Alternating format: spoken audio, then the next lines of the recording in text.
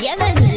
सहले सहात नइखे तानय माई बाजिनो कहेला जमानय माई सहले सहात नइखे तानय माई बाजिन कहेला जमानय माई। अब तो सूखल फूलावा खिला दो माई हो, अब तो सूखल फूलावा खिला दो माई हो। कभे कहे माई हमके डैनिया तू माई हऊ माई बना दो माई हो। सब कहेला हमके डैनिया तू माई हऊ माई बना दो माई हो।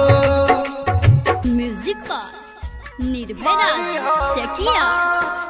बना दो माई हो। बोला बोला शीतला मैया की माई हऊ माई बना दो माई हो। नहीं सैया समझेले नहीं सास बुझेली ननदी गोतिनिया कुल छनी कहेली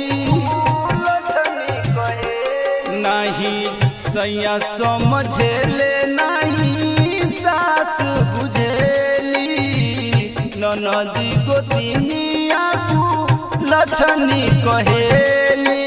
सुना गोदिया में लाला ना देखा दो माई हो, सुना गोदिया में लाला ना देखा दो माई हो।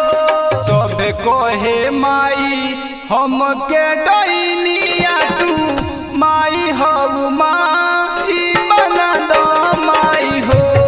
सब कहेला हमके डैनिया तू माई हऊ माई बना दो माई हो।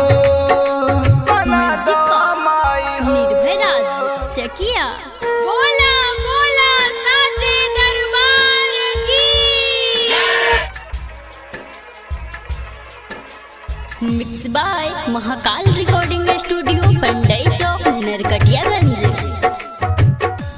जब से भइल बियाह हम रोवेनी हो हरदम लोरोवे से माई मंदिर धोवेनी हो।